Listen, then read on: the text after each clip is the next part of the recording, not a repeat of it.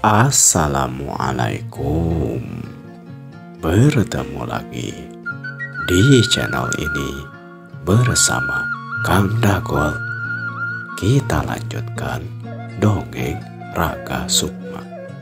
Di episode sebelumnya, Kang Dagol sedang menceritakan keadaan di rumahnya Mang Obon yang sedang ngobrol bersama anaknya si Jaruk Tea. Bagaimanakah kelanjutan ceritanya? Mangga kasadayana cara ketan.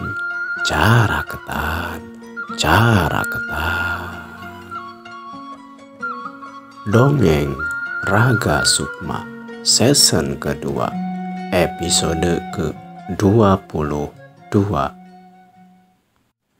Nah gitu Pak, kalau menurut Jaluk mah ya Bapak siap-siap saja, maksudnya siap-siap teh untuk tidur terlebih dahulu, makan dulu, sehingga waktu nanti kemit ataupun ya membantu menunggu Mang Jakanya jadi lebih bisa kuat gitu, takutnya ada lagi racun sirup.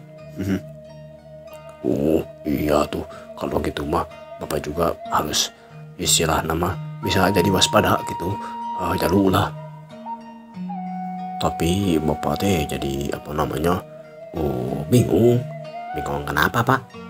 Kan nanti malam deh bagian Bapak ngeronda sama ya Mang itu ya Pak Lebe gitu. Kan kamu sendiri tahu. Tugasnya Bapak ngeronda itu sama Mang Jaka. Sedangkan Mang Jakanya sakit dan Bapak juga mau ikut menunggu kemit Mang Jaka. Nah berarti di pos ronda akan kosong kecuali Mang Lebe ataupun Pak Lebe berada di pos ronda. Kasihan juga dia sendiri. Gimana nih? Kalau gitu mah tuh jadi bingung juga ya Jaluk ya. Atau coba minta tolong ke Patua Kampung ataupun Mang Lebe bagaimana itunya jalan keluarnya gitu Pak. Dipikir-pikir mah ini si Hitut Alon ngarigerakeun juga. Apakah harus si Kentut Alon ini atau si Hitut Alon ini jadi dibawa pindahin saja gitu ke rumahnya Mang Jaka? Maksud si Hitut Alon gimana Pak? Iya, pan kalau Kentut yang keras mah dut gitu kan. Tapi kalau Kentutnya Alon ataupun tidak bersuara kan jadi pos.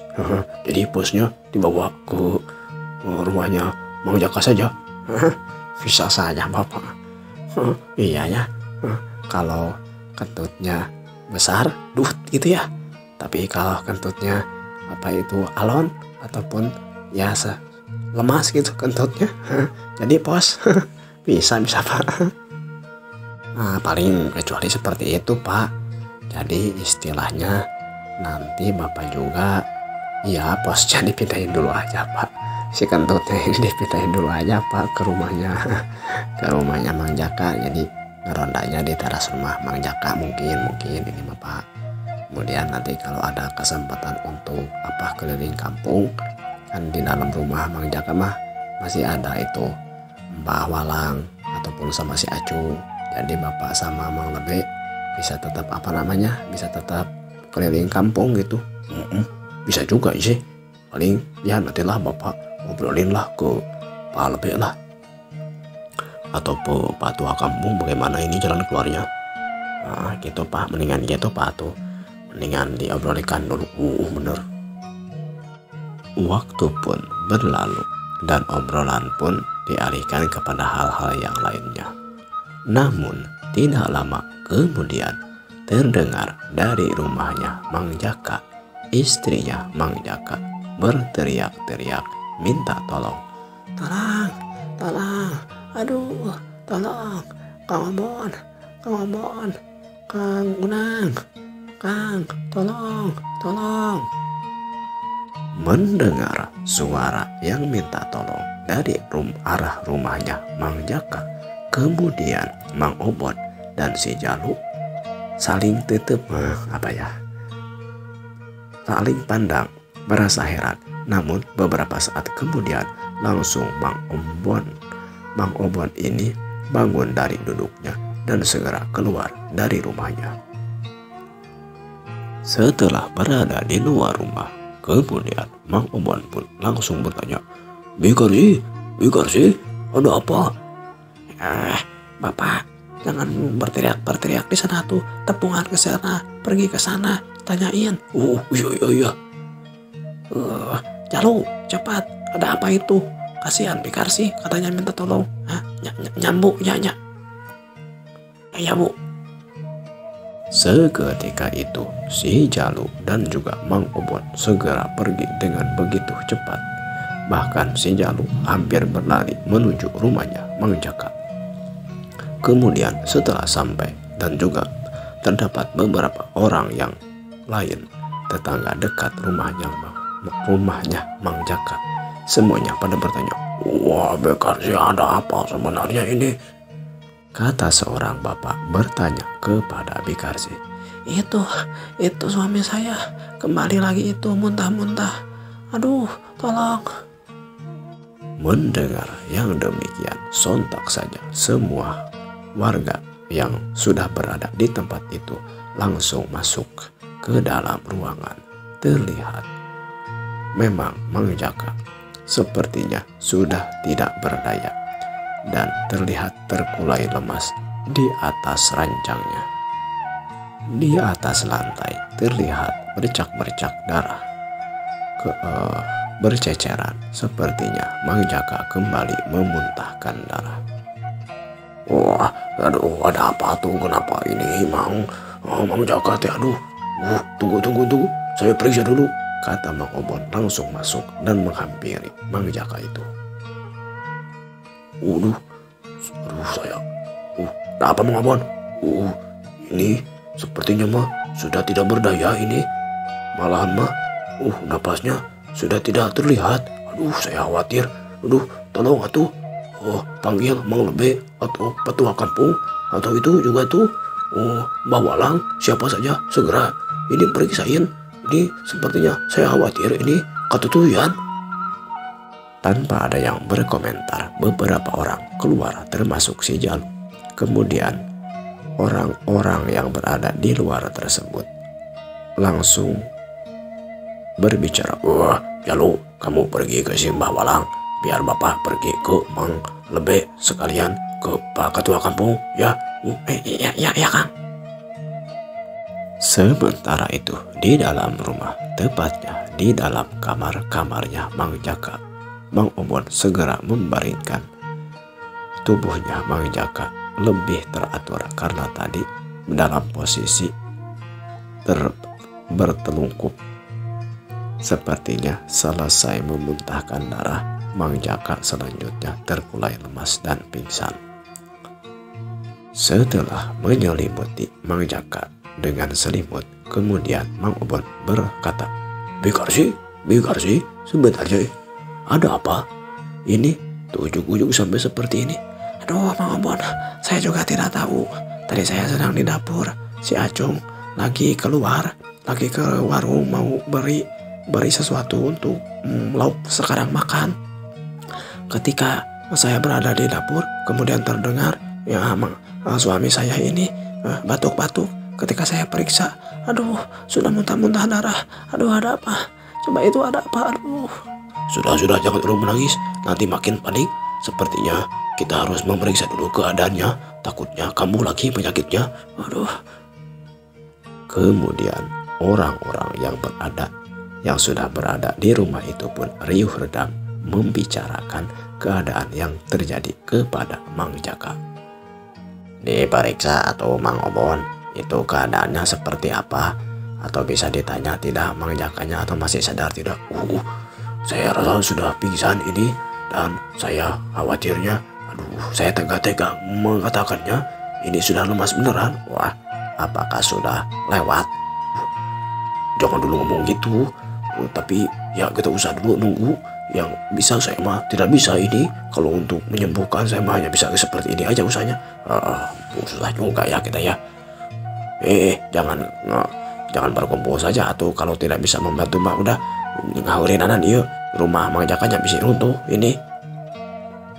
Beberapa saat kemudian datanglah si Acung yang juga membawa kantong. Memang sepertinya dia baru selesai pergi dari warung belanja katanya. Melihat keadaan di rumahnya seperti itu, si Acung pun langsung loncat masuk ke dalam rumah dan langsung masuk ke dalam kamar, langsung menangis di samping ibu dan juga bapaknya yang terbaring di tempat tidur. Mak, ada apa ini? Ada apa? Apa yang terjadi kepada bapak? Acuh, bapak kamu acuh. Aduh, Maman, ada apa sebenarnya ini?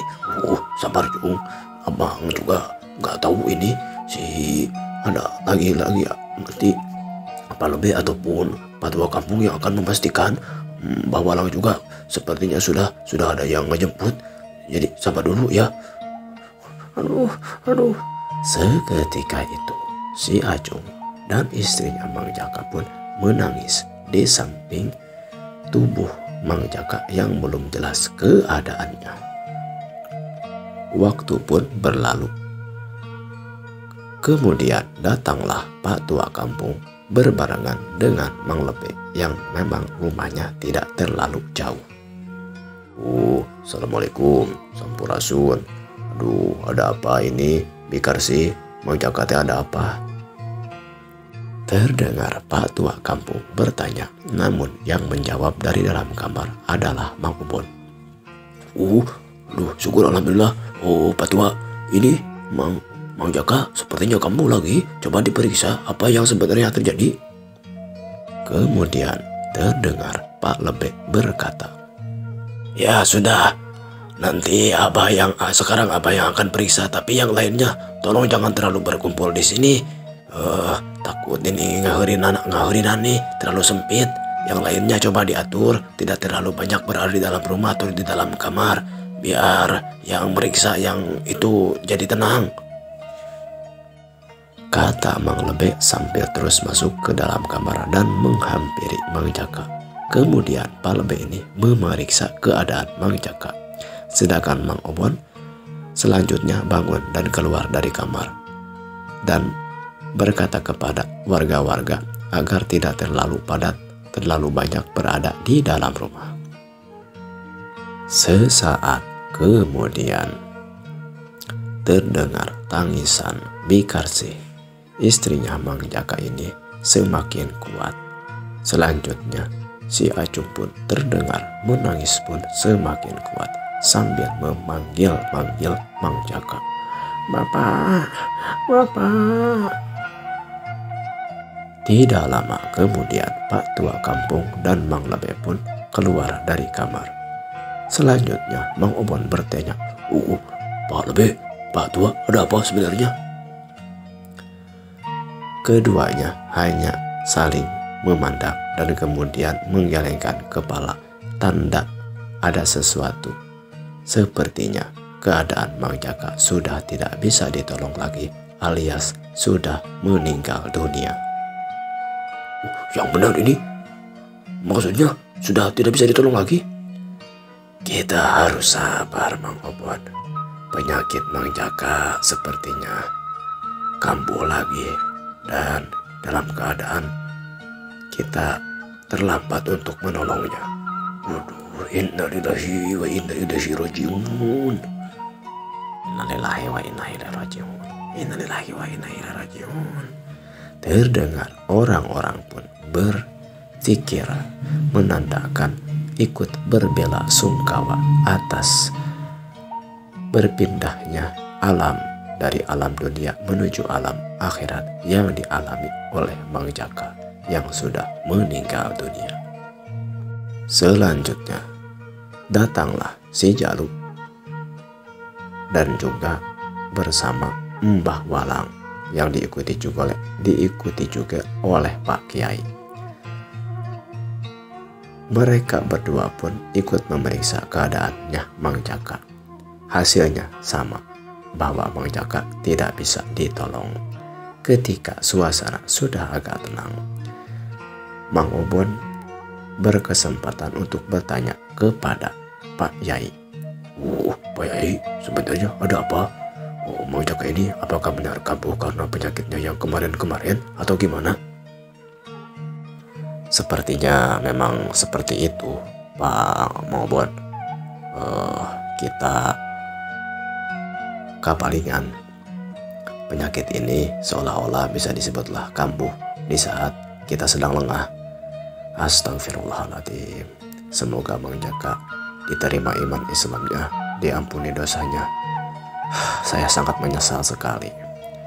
Padahal semalam begitu, ya namanya juga usia, kita sudah berusaha mengobot. Tersangka ini Mang Jaka. Astagfirullahaladzim. Innalillahi wa inna ilaihi rajiun. Mang Oban pun tidak henti-hentinya beristighfar dan berzikir, tanda ikut berbelasungkawa dan menyesali atas kepergiannya Mang Jaka. Istilah kata takdir teu beunang dipungkir, kadar teu beunang disinglar. Bagja pati cilaka, kematian seseorang tiada yang tahu. Memang sebabnya bermacam-macam, hanya saja waktu, apa, bagaimana, dan di mana keadaannya ketika seseorang sudah waktunya cukup hidup di dunia, maka semuanya tidak akan ada yang bisa menghalanginya. Singkat cerita, jelaslah sudah bahwa Mang Jaka ini sudah tidak bisa ditolong alias sudah meninggal. Selanjutnya, para warga pun yang dipimpin oleh Pak Lembek dan Kiai itu mengurus jenazahnya Mang Jaka sebagaimana mestinya. Menjelang tengah hari, tata cara pengurusan jenazah pun seperti memandikan, yang dilanjut dengan mengkafani atau membungkus mayat, yang dilanjutkan dengan menyalatkan mayat, yang diikuti dengan kegiatan akhir ataupun pengurusan yang terakhir menguburkan dan mendoakan pun selesai sebelum waktu duhur tiba ataupun menjelang tengah hari. Berita kematiannya Mang Jaka ini pun tentu saja segera tersebar ke seluruh kampung Lembur Handap yang memang tidak terlalu luas. Warganya yang memang tidak terlalu banyak itu pun hampir semuanya ikut melongok ataupun bertakjiah, ikut berbelasungkawa mengikuti cara pemakaman atau pengurusan jenazahnya Mang Jaka ini. Bahkan berita ini pun sampai ke kampung tetangga yang dimaksud adalah Lembur Singkurtea. Ki Ruyung yang kebetulan bertemu dengan Mang Unang. Mang Unang ini orang kampung Lembur Handap ya. Ki Ruyung orang kampung Lembur Singkur.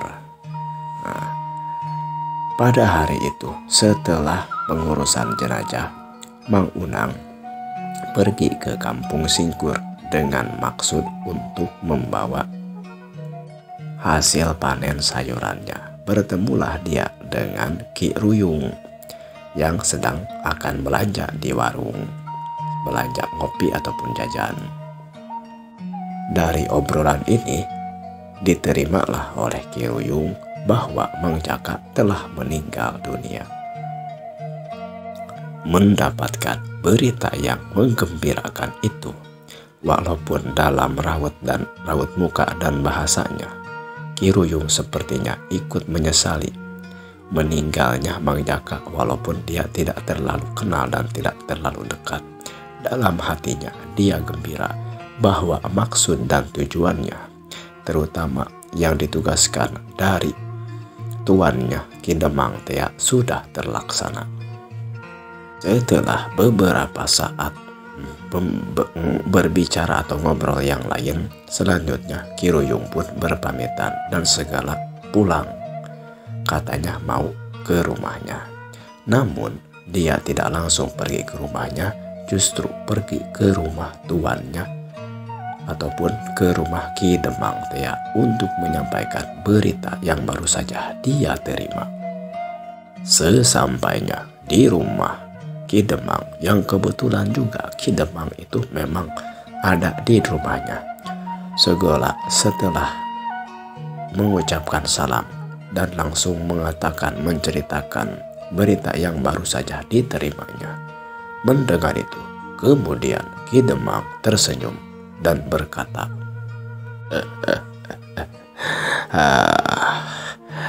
aduh, ternyata memang Mbah Gurumu Ruyung tidak sia-sia dikasih makan yang enak-enak. Dikasih buruh yang besar-besar dan banyak. Pekerjaannya tidak meragukan. Aku percaya Teluh Santet, Ki Gurumu ini sangat manjur. Sesuai dengan yang saya pernah katakan kepada Ruyung, ini ambil uang untuk rasa terima kasihku kepada Mbah Gurumu, dan ini juga ada uang untuk dirimu. Awas, yang kantong ini jangan sampai kamu ganggu. Ini harus sampai kepada Mbah Gurumu. Kalau ada waktu katakan kepadanya, mainlah ke rumahku ke sini. Dan pun kalau ada waktu, aku juga akan menyempatkan diri pergi ke rumahnya. Katakan itu kepadanya. Tentu Tuan. Saya mah gimana Tuan ajalah. Saya pun ya ikut senang. Tapi Tuan, kalau masalah kematian ini mah, kalaupun kita senang harus ditahan Tuan. Jangan sampai dicurigai oleh orang-orang. Wah, tentu atuh Ruyung. Saya juga bukan orang bodoh atau bukan anak kecil. Iya, maksud saya mah bukan gitu Tuan. Tapi ya Tuan juga ngerti lah. Ya sudah. Kamu kapan mau pergi ke Mbah Gurumu? Kalau memang istri saya mengizinkan, hari ini juga saya mau pergi ke Mbah Guru untuk menyampaikan kabar gembira ini. Kalau begitu, ya sudah, ini bungkusan buat kamu, dan ini bungkusan uang hadiah. Katakan hadiah dari saya untuk Mbah Gurumu. Ya Tuan, terima kasih. Kita beralih cerita lagi. Kita akan menceritakan keadaan di tengah hutan, di tempatnya si Kalong Tea. Si Kalong yang sudah sampai lagi ke tempat persembunyiannya sedang berkumpul bersama si Cekai dan juga si Gobang. Kemudian si Gobang berkata, "Nah gitu, Kang Kalong, jadi kalau menurut saya siasat si Ucing Sumput mah tidak perlu lagi dilakukan, karena tugas yang siluman hitam sudah dilaksanakan walaupun tidak siang hari itu." Ya. Tapi saya belum jelas bagaimana kamu melakukannya. Itu mah biar si Cekai saja yang menceritakannya, karena saya mah tugasnya kan menjaga melindungi si Cekai. Jadi yang eksekutor nama si Cekai lah. Sekutor apa sekutor teh? Maka kalau kamu kena lumpur itu sekutor. Itu mah kotor. Ada saja, itu mah kotor. Eksekutor itu yang mengeksekusi. Ada lagi. Eksekusi teh apa? Apakah itu yang suka dibuat untuk membuat golok ataupun pacul gitu? Itu mah besi itu mah. Ya singkatnya lah, itulah yang melakukan sama si Cekai. Sok Cekai ceritakan lah bagaimana ceritanya. Saya juga belum tahu yang benar rinciannya. Tadi kata kamu, ya nanti aja sambil menceritakan kepada Kang Kalong. Atau sok Cekai, ceritakan apa yang sebenarnya kamu lakukan. Begini Kang, kan waktu saya sudah bertemu lagi sekitar tengah malam itu, Kan Akang mah langsung kembali ke tempat ini, kata Akang. Kalaupun saya mau usaha karena takut gaplah ya, karena malam juga belum terlalu larut gitu. Ya Akang makan pulang lagi. Nah saya sama si Gobang kemudian bermusyawarah gitu. Kata si Gobang, ya sudah kita pergi ke Kampung Singkur untuk ya paling tidak usaha mencari keuntungan lah gitu Kang. Terus lalu gimana? Ya selanjutnya kata saya teh begini, ini Gobang kan, ya Gobang ya, iya kata si Cukai teh Kang, kita kembali lagi saja ke Kampung Handap. Kita tunggu sampai orang-orang pada pergi dari rumahnya Mang Jaka gitu katanya. Saya antor weh, gitu Kang. Terus bagaimana? Nah, setelah saya lihat dari kejauhan, masih banyak hutan dan semak belukar. Sampai siang, sampai dini hari, aduh, dinginnya malam, panjangnya malam. Kita rasakan Kang. Ya, walaupun sebenarnya mah bergiliran gitu. Saya tidur di bawah dulu, di bawah tanah. Si Gobang yang jaga lihat kondisi di rumahnya si Jaka ini. Kemudian ketika bergiliran lah, ketika saya sudah cukup untuk tidur, bagian saya yang jaga, bagian si Gobang yang tidur sampai menjelang subuh Kang itu. Nah ini di saat subuh ini si Yai itu ya sepertinya bakal keluar pergi ke Tajuk untuk sholat subuh. Saya lihat juga istrinya pergi ke kamar mandi untuk ya sama mau melaksanakan sholat subuh, pergi ke air. Yang terlihat saya lihat itu ada anak muda lah, kayaknya anaknya si Jaka yang ikut tidur lah di kamarnya. Itu mah bukan masalah. Saya langsung bakar saja warjet yang warna kedua, yang warna hitam, untuk mempateni si Jaka ini. Aduh, memang bagus sekali. Warjet warna hitam ini kalau belum sebelumnya ada penyakit, tidak akan berpengaruh kepada orang lain, tapi kepada target kita akan sangat berpengaruh, dan pengaruhnya bisa kita lihat sekarang ini. Terus apakah kamu pasti bahwa si Jaka ini sampai terpateni? Tentu saja Kang, saya pastikan. Nah ketika si ibu ini, ya kayaknya istrinya si Jaka ini selesai sholat, kemudian manggil ya anaknya juga, katanya suruh sholat dulu. Nah kan di kamar tidak ada siapa-siapa tuh. Nah saya sekalian saja bakarkan lagi warjet yang ketiga Kang. Ini akan terpateni seutuhnya. Saya pikir untuk memastikanlah bahwa si Jaka ini memang pasti akan terpateni. Seketika itu juga saya lihat dia langsung bangkit dari tidurnya, batuk-batuk dan sepertinya akan muntah-muntah. Dalam keadaan seperti itu saya langsung pergi saja, karena takutnya banyak ada teriakan orang-orang. Tapi tentunya tidak akan ada orang yang mengetahui pergerakan kami lah Kang, karena Kang juga tahulah tong meroning malam lah, siang juga saya tidak akan bisa terlihat, karena ya buat apa latihan lama-lama kalau hal yang seperti ini tidak diselesaikan gitu. Pasti selesai Kang. Ini kabar baik, bagus sekali kamu Cekai.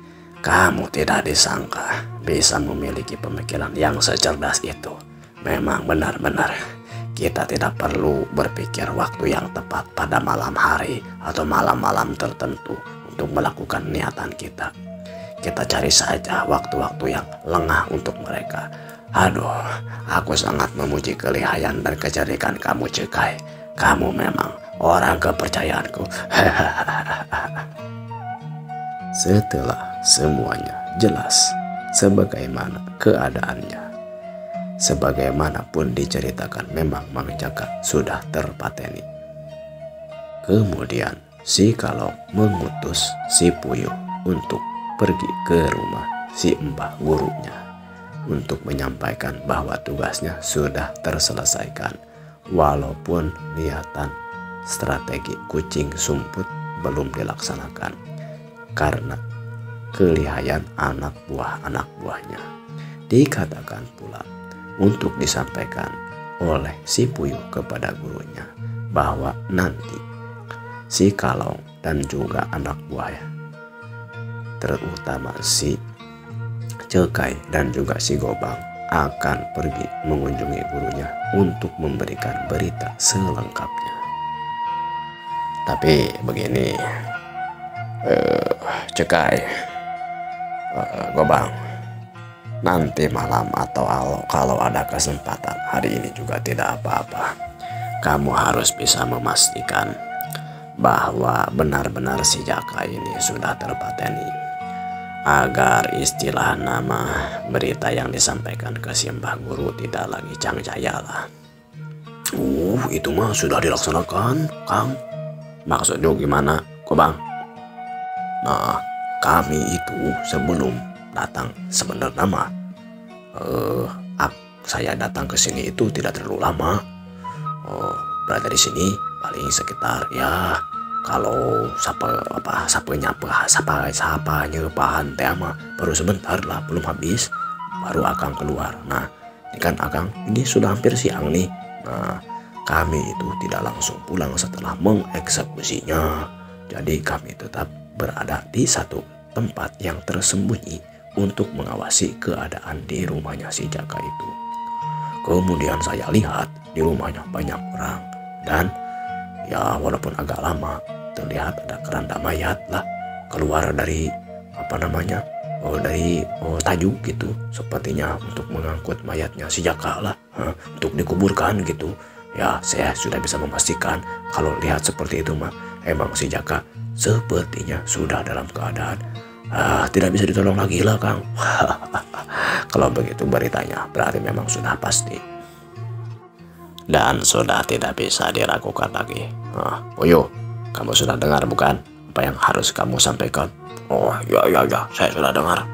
Ya sudah, kamu sekarang pergi saja ke rumahnya Mbah Guru, katakan yang sebenarnya terjadi. Nah, kamu juga sudah tahu dan sudah jelas. Kamu mau ceritakan seutuhnya, boleh. Mau menyampaikan yang pentingnya juga, terserah kamu itu mah. Yang jelas berita intinya adalah bahwa tugas sudah terlaksana. Ya, siap. Kita tunda lagi cerita di tempatnya si Kalong. Kita akan menceritakan kembali keadaan di Lembur Hanap, tepatnya di rumahnya Mbah Walang. Di rumahnya Mbah Walang yang cukup sederhana itu telah berkumpul 4 orang, yaitu Mang Obon, Si Jalu, Mbah Walang, dan Kiai.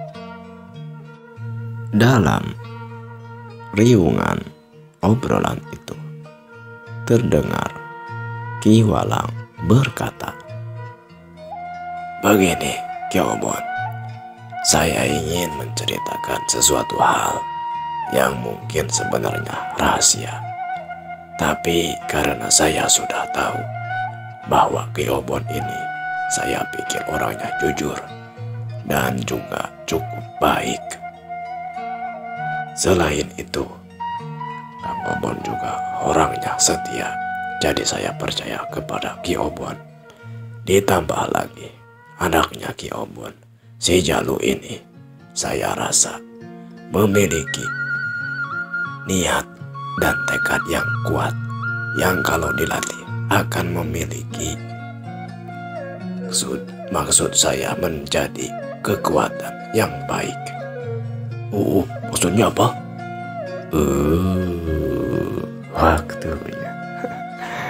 Waktunya sudah cukup di episode kali ini. Apakah yang akan selanjutnya terjadi? Maka disimak saja di video-video di episode selanjutnya. Semoga terhibur. Like, komen, dan subscribe-nya di atas Kang Dagol. Kita bertemu lagi di episode selanjutnya. Wilujeng patepang deui. Permio.